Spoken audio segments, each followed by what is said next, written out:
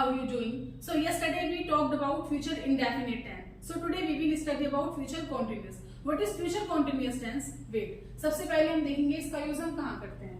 काम जारी होगा फ्यूचर में, कोई भी काम जारी होगा फ्यूचर में. देखिए हमारे लिए एक सेकंड हमारा फ्यूचर होता है, हमें नहीं पता कि हमारे साथ क्या हो जाए, बट फिर भी हम अनुमान लगाते हैं कि मैं ऐसा कर रहा हूँ या मैं वहां जा रहा हूँ. तो इस तरह से हमारा फ्यूचर कॉन्टिन्यूअस टेंस होता है. अगर हम बात करें इसकी हेल्पिंग वर्ब यानी कि टाइम वर्ब की, इसमें आपका आता है will be and shall be. Last video में मैंने आपको अच्छी तरह से एक्सप्लेन कर दिया कि विल का यूज कब करते हैं और शैल का यूज कब करते हैं, बट इसमें जो हमारी हेल्पिंग वर्ब रहेगी वो होगी will be and shall be.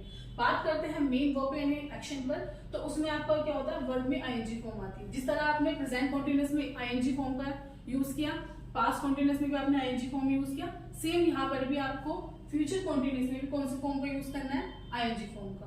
बात करते हैं हम इसके रूल्स पर कि किस तरह हम पॉजिटिव सेंटेंस बनाते हैं, किस तरह नेगेटिव, किस तरह इंटरोगेटिव, किस तरह डबल इंटरोगेटिव. आप देखो रूल्स. अगर हम बात करें पॉजिटिव की, subject, helping verb, main verb, object. ठीक है, जिसमें आपकी हेल्पिंग वर्ब में क्या आनी है, will be and shall be. Main verb में कौन सी फॉर्म आनी है, आईएनजी फॉर्म. बात करते हैं नेगेटिव की, subject, helping verb, note, main verb, object, यानी हेल्पिंग वर्ब के बाद नोट आता है.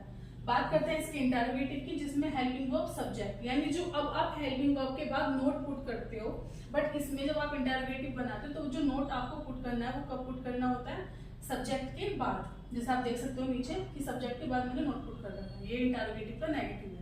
बात करते हैं डबल इंटरोगेटिव की, जिसमें आपकी क्वेश्चन वर्ड से स्टार्टिंग होती है. What, why, where, how much, how many, like this. तो यहाँ पर आपको स्टार्टिंग में क्वेश्चन वर्ड पुट करना होता है, बाद में उसके हेल्पिंग वर्ब आती है, फिर सब्जेक्ट, फिर मेन वर्ब, फिर object.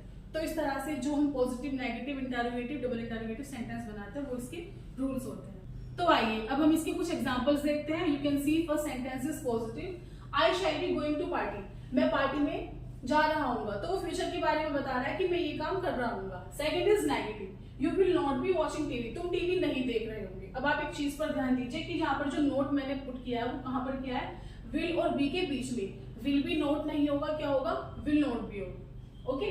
Third is interrogative, will you be teaching grammar. क्या तुम ग्रामर पढ़ा रहे होंगे. तो यहाँ पर हम क्वेश्चन कर रहे हैं. अब आपको क्या करना है कि जैसे ये विल बी, दो वर्ड आ रहे हैं, तो आपको आधी हेल्पिंग वर्ब स्टार्टिंग में रखनी है, आधी आपको सब्जेक्ट के बाद पुट करनी है. For example will you be, will be you नहीं होगा, विल यू बी. इसी से अगर आप नेगेटिव बनाते हैं तो will you not be teaching grammar, यानी आपको क्या करना है कि जो नोट पुट करना है वो सब्जेक्ट के बाद ही पुट करना है. क्या तुम ग्रामर नहीं पढ़ा रहे होंगे. And last is double interrogative, जिसमें आप क्वेश्चन करते हैं कब, क्यों, कहाँ, कैसे.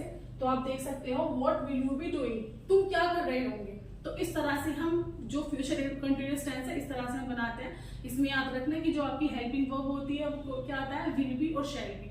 मेन वर्ब में क्या होता है, वर्ब में आईएनजी फॉर्म लगती है. तो आई होप आपको समझ आया होगा. तो मिलते हैं नेक्स्ट वीडियो में.